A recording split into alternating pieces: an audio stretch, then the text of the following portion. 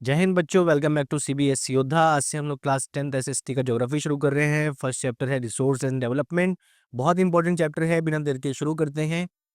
What is a resource? तो anything that is useful and valuable, हर वो चीज जो यूजफुल होगी और वैल्यूएबल होगी आप उसे रिसोर्स मान सकते हैं। इसके अलावा उसे यूज करने के लिए आपके पास टेक्नोलॉजी होनी चाहिए, वो प्रॉफिटेबल होना चाहिए। And third thing is culturally acceptable होना चाहिए, सोसाइटी उसे एक्सेप्ट करे ऐसा होना चाहिए। टाइप्स ऑफ रिसोर्सेज में सबसे पहले बेस्ड ऑन ओरिजिन कौन कौन से रिसोर्सेज होते हैं? बायोटिक यानी कि जो लिविंग बीइंग से रिलेटेड होते हैं, और ए बायोटिक यानी कि जो लिविंग बीइंग से अलावा जितने भी रिसोर्सेज हैं वो ए बायोटिक में आएंगे। एग्जॉस्टिबिलिटी के बेसिस पे आते हैं रिन्यूएबल, वो रिसोर्सेज जो कि रिन्यू होते रहते हैं, जैसे कि सोलर एनर्जी, विंड एनर्जी आपने पढ़ा होगा। और नॉन रिन्यूएबल वो जो कि एग्जॉस्ट हो जाएंगे, खत्म हो जाएंगे, जैसे कि पेट्रोल, डीजल, कोल, ईटीसी। ऑनरशिप के बेसिस पे इंडिविजुअल बेस्ड रिसोर्सेज हो सकते हैं, पूरे कम्युनिटी के रिसोर्सेज हो सकते हैं, नेशन के रिसोर्सेज हो सकते हैं, और इंटरनेशनल रिसोर्सेज हो सकते हैं। बेस्ड ऑन स्टेटस पोटेंशियल यानी कि ऐसे रिसोर्सेज जिन्हें आप अभी और यूज कर सकते हैं और अच्छे से यूज कर सकते हैं। Developed resources, stock resources, reserve resources, etc. तो ये कहीं नहीं पूछा जाएगा आपसे, एमसीक्यूज में पूछा जा सकता है, मैच द फॉलोइंग में पूछा जा सकता है। इसके अलावा 2 मार्क्स, 3 मार्क्स, 5 मार्क्स में आपसे नहीं पूछा जाएगा। रिसोर्सेज का क्लासिफिकेशन क्या है? सबसे पहले नेचुरल रिसोर्सेज आते हैं, जिनमें रिन्यूएबल और नॉन रिन्यूएबल होते हैं, वही सारे जो अभी मैंने आपको बताए। इसके बाद ह्यूमन रिसोर्सेज में structures and institution, quantity and quality आता है। आगे बढ़ते हैं। अगली हमारे पास हेडिंग है डेवलपमेंट ऑफ रिसोर्सेज। हमारी बुक सबसे पहले हमें ये बता रही है कि रिसोर्सेज को ओवरयूज करने से क्या क्या प्रॉब्लम्स हम लोग फेस कर रहे हैं या करने वाले हैं। तो सबसे पहली प्रॉब्लम है डिप्लीशन ऑफ रिसोर्सेज, रिसोर्सेज खत्म होते जा रहे हैं। Second thing is rich versus poor की जो इनइक्वालिटी है, वो जो डिफरेंस है, जो गैप है रिच और पुअर के बीच में, वो बढ़ता जा रहा है।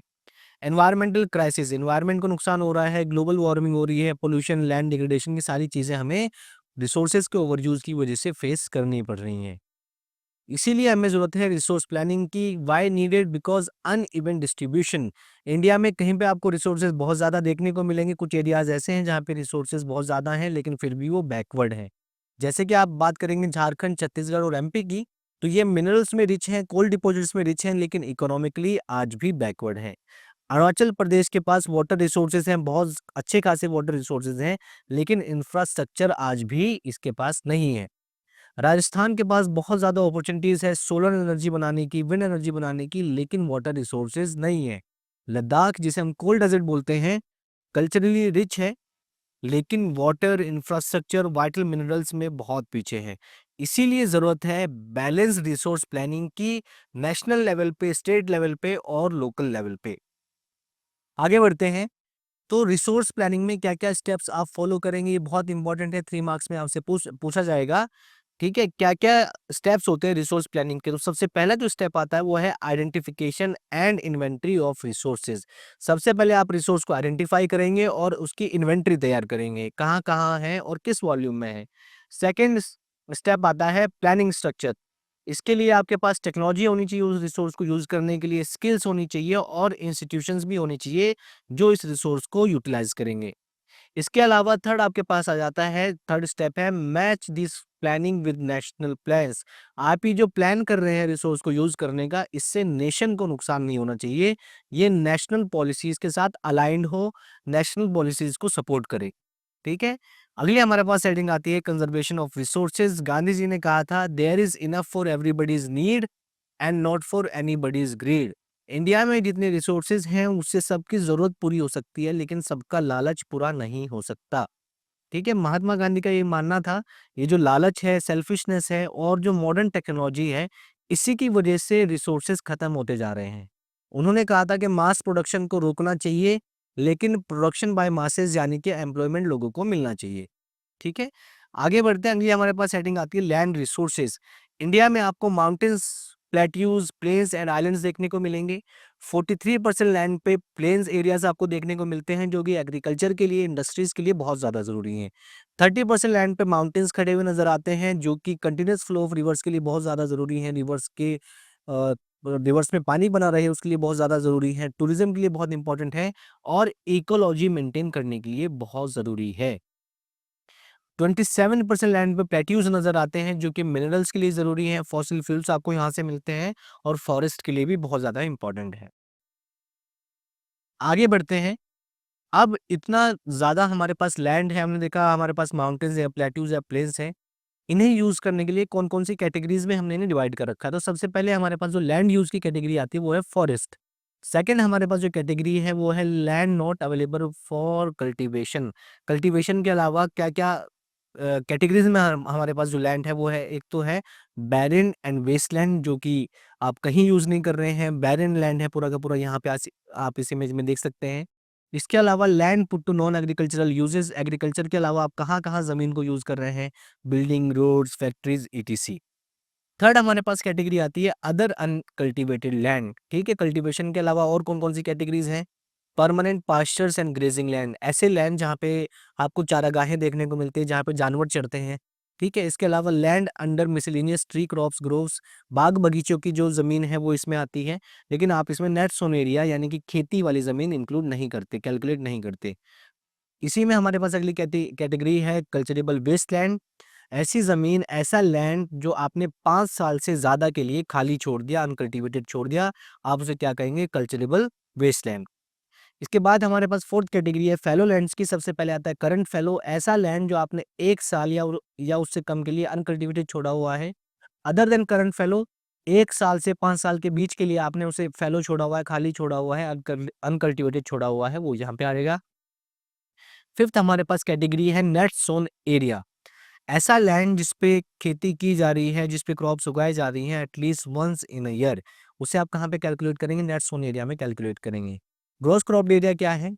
देखो नेट सोन एरिया क्या होता है कि आप इसे एक ही बार काउंट करते हैं, आप इसे एक ही बार काउंट करेंगे। जैसे इतना ज़मीन का टुकड़ा है, इस पे खेती की जा रही है, तो आप इसे एक ही बार काउंट करेंगे। ग्रॉस क्रॉप एरिया में इसी ज़मीन को जितनी बार इस पे खेती की जा रही है, उतनी बार इसे कैलकुलेट किया जाएगा, ठीक है? तो net sown area plus land sown more than once in the same year, ठीक है? एक साल में कितनी बार उसी पार्ट ऑफ लैंड पे खेती की जा रही है, वो इसमें ऐड हो जाएगा। इसके बाद हमारे पास आ जाता है land use pattern in India, ठीक है? अभी सारी कैटेगरीज़ हमने देखी, इन सारी कैटेगरीज़ में हम देखेंगे इंडिया कहाँ पे स्टैंड करता है। तो लैंड यूज़ डिपेंड करता है फिज़िकल फैक्टर्स पे, रिलीफ, क्लाइमेट, सॉइल। आप किसी लैंड को कैसे यूज़ करेंगे डिपेंड करेगा इन सारी कैटेगरीज़ पे, population, technology, culture etc. India में हमारे पास जो एरिया है वो है 3.28 मिलियन स्क्वायर किलोमीटर, लेकिन जो लैंड यूज़ डेटा हमारे पास अवेलेबल है वो सिर्फ 93% लैंड का ही है। असम के कुछ एरियाज़ ऐसे हैं और जम्मू कश्मीर के कुछ एरियाज़ ऐसे हैं जिनका डेटा हमारे पास अवेलेबल नहीं है लैंड यूज़ का, ठीक है?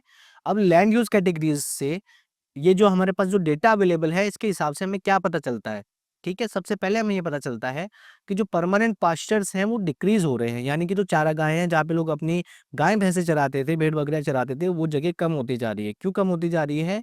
वही ह्यूमन सेटलमेंट के लिए पॉपुलेशन बढ़ रही है, तो लैंड की डिमांड भी बढ़ रही है, तो वहाँ ये सारी ज़मीन यूज़ हो रही है, लैंड यूज़ हो रहा है।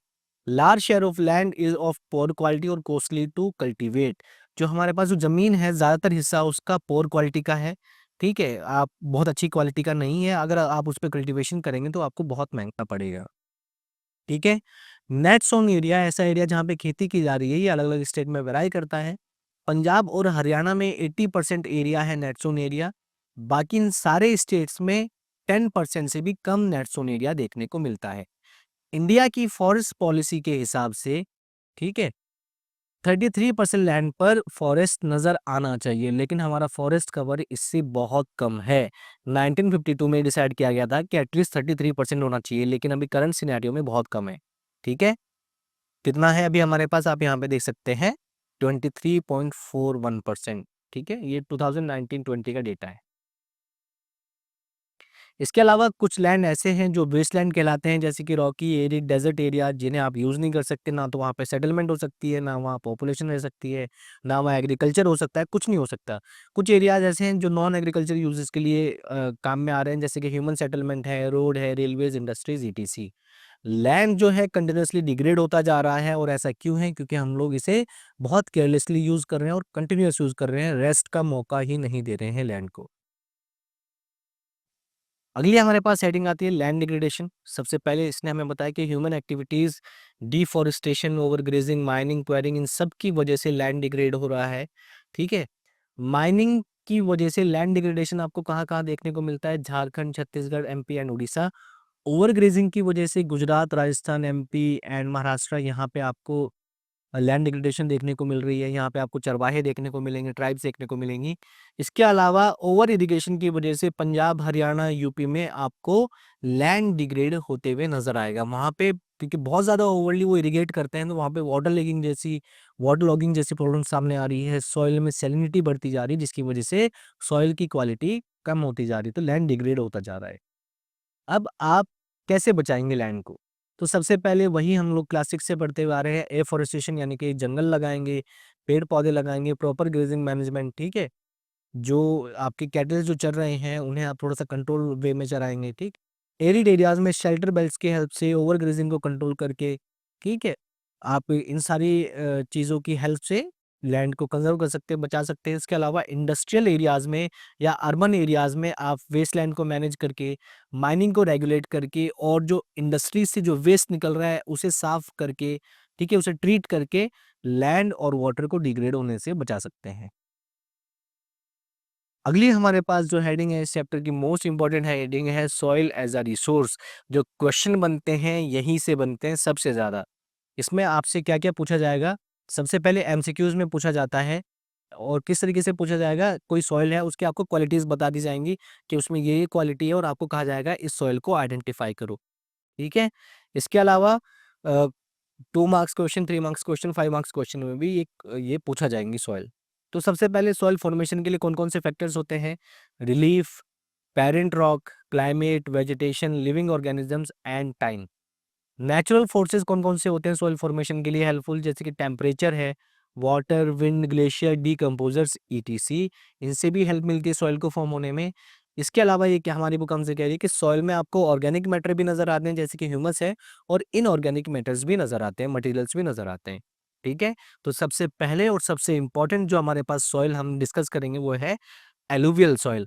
और ये आपको कहाँ-कहाँ देखने को मिलेगी? नॉर्दर्न प्लेन्स में देखने को मिलेगी। ये है नॉर्दर्न प्लेन्स।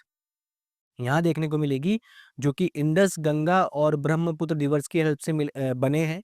इसके अलावा राजस्थान और गुजरात वाले एरिया में यहाँ पे भी आपको देखने को मिलेगी। ईस्टर्न कोस्टल डेल्टास, ये डेल्टास वाली जो रीजन है यहाँ पे भी आपको देखने को मिलेगी। एंड यहाँ पे थोड़ी देखने को मिलती है, ठीक है। एलुवियल सॉइल में आपको सैंड, सिल्ट और क्ले तीनों चीजें नजर आती हैं। अगर आप प्लेन एरियाज में देखेंगे तो आपको वहां पे दानेदार यानी कि कोर्स एलुवियल सॉइल नजर आएगी, जैसे कि प्लेन एरियाज दुआर्स, चोस, तराई, ईटीसी। इन सारे प्लेन एरियाज में आपको कोर्स एलुवियल सॉइल नजर आती है। एलुवियल सॉइल के दो टाइप होते हैं, एक होता है बांगर जिसे हम ओल्ड एलुवियल सॉइल भी बोलते हैं। ये मोस्ट इंपॉर्टेंटली आपको याद रखना है, दोनों बांगर और खादर एमसीक्यूज में आपसे पूछे जाएंगे। पहली है बांगर जिसे आप ओल्ड एलुवियल सॉइल भी बोलते हैं। इसमें आपको ज्यादा कंकड़ नजर आते हैं और इसी इसी वजह से ये फर्टाइल भी कम होती है। खादर क्योंकि न्यू एलुवियल सॉइल है, ये ज़्यादा फाइन है, ज़्यादा बारीक है, इसी वजह से ये ज़्यादा फर्टाइल भी है। इसमें कंकड़ पत्थर ये आपको कम नज़र आते हैं। एलुवियल सॉइल बहुत ज़्यादा फर्टाइल होती है, इसमें आपको पोटास, फास्फोरिक एसिड, लाइम बहुत ज़्यादा नज़र आते हैं। और एलुवियल सॉइल में आप sugar cane, rice, wheat ETC अच्छे खासे लेवल पे उगा सकते हैं। और इन्हीं वजह से एलुवियल सॉइल वाले एरियाज में आपको पॉपुलेशन भी अच्छी खासी नजर आती है। जैसे कि हम सबको पता है कि इंडिया में सबसे ज्यादा पॉपुलेशन हमें कहाँ मिलती है? ग्रेट प्लेन्स में देखने को मिलती है। अगली एक और इम्पोर्टेंट सॉइल हमारे पास है ब्लैक सॉइल। ये कलर में भी ब्लैक होती है और कॉटन कल्टीवेशन के लिए इम्पोर्टेंट होती है। हम सबको ये चीज़ रटी हुई है। अभी बनी कैसी है? ये लावा से बनी है। और कैसे लावा से बनी है? बसाल्टिक लावा से बनी है। It is influenced by climate and parent rock. ठीक है, क्लाइमेट का भी इम्पैक्ट पड़ता है इस पे और पेरेंट रॉक का भी इम्पैक्ट पड़ता है। इंडिया में आपको ये डेक्कन ट्रैप रीजन्स में नजर आएगी। ये रहा हमारा डेक्कन ट्रैप, ये है हमारी ब्लैक सॉइल। ठीक है, और यहीं पे आपको पता है कि कॉटन कल्टीवेशन अच्छी खासी होती है। ठीक है, इसके अलावा ये जो सॉइल है ये फाइन होती है यानी कि बारीक होती है और क्लेई होती है, थोड़ी-सी चिपचिपी होगी क्योंकि इसमें अच्छा खासा मॉइस्चर आपको नज़र आता है और अच्छी खासी मॉइस्चर होल्डिंग कैपेसिटी इसकी है। इसके अलावा ये हमारी बुक हमसे कह रही है कि इसमें calcium carbonate, magnesium, potash, lime ये सारी चीज़ें नज़र आएँगी, लेकिन फास्फोरस कम होता है। ये आपको इम्पोर्टेंटली याद रखना है, ठीक है? ये एक तरीके से आपकी एक हिंट है, ठीक है? आपको बस ये याद रखना है, आपकी बुक आपको ज़रूर ये चीज़ बताएगी, आपका जो क्वेश्चन पेपर है आपको ज़रूर ये चीज़ बताएगा हिंट में कि ये जो सॉइल है ये फास्फोरस में पुअर होती है। तो कौन सी सॉइल है ये? तो ब्लैक सॉइल है, आपको याद रखना है, ठीक है? समर्स में इसमें डीप क्रैक्स ऐसे इस तरीके से पड़ जाते हैं, ठीक है? और जब इसे अच्छी खासी मॉइस्चर मिलता है तो ये स्टिकी हो जाती है, ठीक है? जिससे इसमें फार्मिंग करना डिफ़िकल्ट होता है। इसके अलावा हमारे पास रेड एंड येलो सॉइल है, ये इतनी ज़्यादा इम्पोर्टेंट नहीं है, लेकिन फिर भी हमें पढ़नी तो है ही। ये बनती कैसे है? इग्नियस रॉक से बनती है और ऐसी एरियाज़ में बनती है जहाँ पे लो रेनफॉल देखने को मिलती है, जैसे कि डेक्कन प्लेटू वाला रीजन, ठीक है? ये वाला जो रीजन है, ठीक है? इसके अलावा ये कह रहा है found in Odisha, Chhattisgarh, southern middle Ganga plains, western Ghats, piedmont ETC, ये सारे का सारा जो आपको नज़र आ रहा है ये रेड एंड येलो सॉइल का है।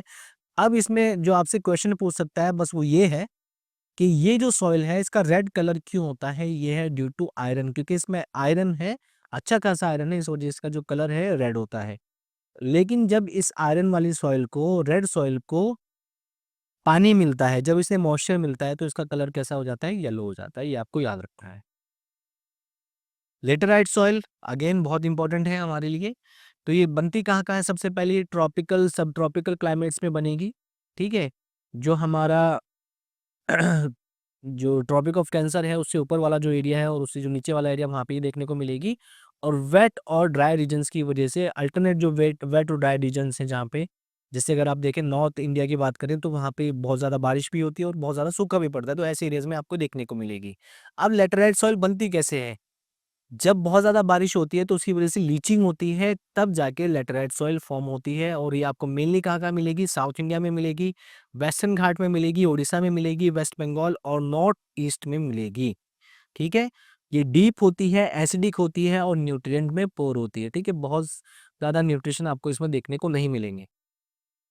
It is humus rich under forest areas but humus poor in dry areas, ठीक है? जहाँ पे फॉरेस्ट है वहाँ पे इसमें अच्छा खासा ह्यूमस नज़र आएगा, लेकिन ड्राई एरियाज़ में इसमें ह्यूमस नहीं होता है और इसी वजह से बहुत ईज़िली इसमें इरोजन आपको देखने को मिलता है। इरोजन मतलब क्या होता है? मिट्टी का कटाव, ठीक है?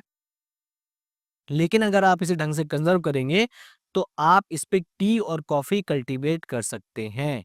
इसके अलावा एक हमारी बुक हमें कह रही है कि जो रेड लैटेराइट सॉइल है ये काजू के लिए यानी कि कैश्यू के लिए, कैश्यू कल्टीवेशन के लिए इम्पोर्टेंट है, ठीक है? इसके अलावा एरिड सॉइल्स आती हैं, रेड टू ब्राउन उनका कलर होता है, सैंडी होती है, रेतीली होती है और ऑफ़न सलाइन होती है। हाई टेम्परेचर एरियाज़ में देखने को मिलेगी। हाई टेम्परेचर एंड इवेपोरेशन की वजह से क्या होता है, इनमें आपको ह्यूमस देखने को नहीं मिलेगा और मॉइस्चर देखने को नहीं मिलेगा, ठीक है? इनमें आपको कंकड़-पत्थर ज़्यादा देखने को मिलेंगे और जिसकी वजह से जो रेन वाटर है वो सॉइल में अंदर नहीं जा पाता, वो ब्लॉक कर देते हैं। जो कंकड़-पत्थर हैं वो पानी को अंदर जाने से रोक देते हैं। लेकिन अगर आप इसे प्रॉपर्ली इरिगेट करेंगे, तो इस सॉइल पे भी आप कल्टीवेशन कर सकते हैं, जैसे कि हम राजस्थान में देख रहे हैं, वहाँ पे इंदिरा गांधी कैनाल है, वहाँ पे अच्छी खासी कल्टीवेशन इस वाली सॉइल में भी हो रही है। इसके बाद हम अच्छा ये इतना ज़्यादा इम्पोर्टेंट नहीं है, इसके बाद फॉरेस्ट सॉइल है, ये भी इतना ज़्यादा इम्पोर्टेंट नहीं है। देखो क्या कह रहा है, फॉरेस्ट सॉइल आपको कहाँ देखने को मिलेगी? सीधी-सी बात है, फॉरेस्ट एरियाज़ में देखने को मिलेगी, हिली एरियाज़ में, माउंटेनस एरियाज़ में देखने को मिलेगी, जहाँ पे अच्छी खासी बारिश होती है। ठीक है? वैलीज़ में ये जो सॉइल है लोमी और सिल्टी होती है, चिपचिपी होती है और सिल्टी होती है और इसके अलावा अपर स्लोप एरियाज़ में आपको एक ऐसी देखने को मिलेगी, दानेदार देखने को मिलेगी, कोर्स देखने को मिलेगी। इसके अलावा स्नोवी हिमालयन एरियाज़ में ये जो सॉइल है, फॉरेस्ट सॉइल है, ये एसिडिक होती है और ह्यूमस इसमें आपको कम नज़र आएगा। इसके अलावा लोअर वैलीज़ में जो सॉइल है, soils in lower valleys, river terraces and alluvial plains are fertiles, ठीक है? हायर हिमालयाज़ में लेस फर्टाइल है। लोअर हिमालयाज़ में, लोअर वैलीज़ में ये सॉइल आपको अच्छी खासी फर्टाइल नज़र आती है। सॉइल इरोजन क्या होता है? बहुत इंपॉर्टेंट है, ये दोनों ही टॉपिक बहुत इंपॉर्टेंट है, ठीक है? ये 3 मार्क्स में पूछा जाएगा, ये भी 3 मार्क्स में पूछा जाएगा। अगर दोनों साथ पूछ लिए तो 5 मार्क्स में पूछे जाते हैं। तो सबसे पहले देखते हैं कि सॉइल इरोजन होता क्या है? The denudation of the soil cover and subsequent washing down is described as soil erosion, ठीक है? जब मिट्टी का कटाव होता है, जब मिट्टी का कटाव होता है और मिट्टी पानी की वजह से, किसी और वजह से जो है वॉश डाउन होती रहती है, यानी कि उसकी परत उतर के आगे-आगे फ्लो होती रहती है, तब हम उसे क्या कहते हैं कि भई ये सॉइल इरोजन हो रहा है। अब सॉइल इरोजन के लिए क्या-क्या चीज़ें क्या-क्या कॉजेज़ हैं, क्या-क्या रीज़न है? सबसे पहले वही डिफॉरेस्टेशन, ओवरग्रेजिंग, माइनिंग, कंस्ट्रक्शंस, ये सारी ह्यूमन एक्टिविटीज़ हैं। कुछ नेचुरल एक्टिविटीज़ भी होती हैं, जैसे कि वाटर की वजह से, विंड की वजह से या ग्लेशियर्स की वजह से भी सॉइल इरोजन होता है। ठीक है। सबसे पहली जो पॉइंट है हमारे पास वो है गली इरोजन का। तो कह रहा है the running water cuts through the clay soils and make deep channels as gullies, इसे हम बोलेंगे गली इरोजन। यहाँ पे देखो, यहाँ से पानी फ्लो हुआ होगा तो यहाँ पे ऐसी छोटी छोटी गलीज बन जाती हैं, तो हम इसे क्या कहेंगे, ये है गली इरोजन। इसके अलावा the land becomes unfit for cultivation and is known as badland.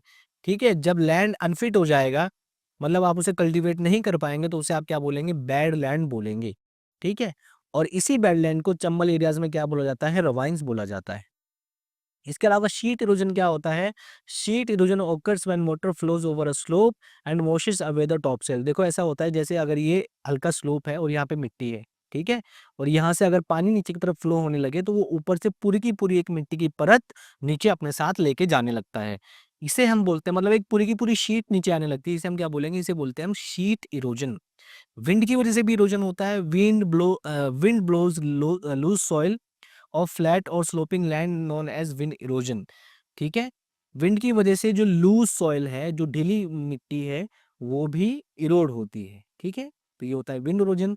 इसके बाद सॉइल कंजर्वेशन के हमारे पास क्या क्या मेजर है, आप कैसे सॉइल बचा सकते हैं। सबसे पहले contour plugging slows water flow bye plugging along slope lines. ठीक है, जैसे अगर ये स्लोप है तो यहाँ पे आप ऐसे कॉन्टूर बना दोगे, ऐसा एक ढाल जैसे बना देंगे, जिससे ये जो पानी है, ये जो पानी नीचे फ्लो हो रहा है, ये नहीं फ्लो होगा, और जो इसके साथ मिट्टी फ्लो हो रही है वो भी नहीं होगी। टेरेस फार्मिंग जो पहाड़ों में की जाती है, इससे भी इरोजन रोका जा सकता है ना, जो हिमालयाज में होता है, हम सबको पता है, ऐसे सीढ़ीदार खेत नजर आते हैं, इसे हम बोलते हैं टेरेस फार्मिंग। इसके अलावा strip cropping and shelter belts reduce wind erosion and help stabilise sand dunes in western India. देखो यहाँ पे आप खेती कर रहे हैं, यहाँ पे आपकी सॉइल है, और यहाँ पे आप इस तरीके से क्या कर देंगे, शेल्टर बेल्ट्स लगा देंगे, इस तरीके से पेड़ लगा देंगे। इसलिए कहा जाता है कि पेड़ लगाने चाहिए, जिससे मिट्टी का जो कटाव है, जो सॉइल इरोजन है, वो कम होता है। तो यहाँ से जो मिट्टी आएगी, ठीक है, पेड़ क्या करते हैं, इनकी स्पीड कम कर देते हैं, जिससे कि जो सॉइल है वो इरोड होने से बचती है। आगे हमारे पास कुछ बॉक्सेस दिए हुए हैं इसी चैप्टर में, साइड में छोटे छोटे बॉक्सेस दिए हुए हैं, उनकी हेडिंग्स हम पढ़ लेते हैं। सबसे पहले सस्टेनेबल डेवलपमेंट क्या होता है, ऐसी development that meet present needs, जो आपकी अभी की नीड्स को पूरी कर दे, विदाउट हार्मिंग द एनवायरनमेंट और reducing resources for future generation. अभी की आपकी जरूरत पूरी हो जाए और फ्यूचर जनरेशंस के लिए भी रिसोर्सेज बचे रहें, आप इसे क्या कहते हैं, सस्टेनेबल डेवलपमेंट कहते हैं। 1992 में ब्राजील में रियो डी जेनेरो में अर्थ समिट हुआ था, वहां पे क्या क्या चीजें हुई हैं वो हम पढ़ लेते हैं। सबसे पहला पॉइंट कह रहा है, in June 1992 over 100 world leaders met at the Earth Summit in Rio de Janeiro Brazil.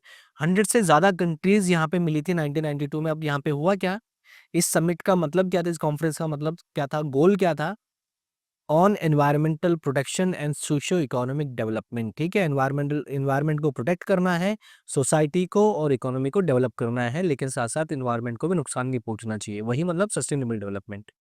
The Rio convention adopted agenda 21 for sustainable development.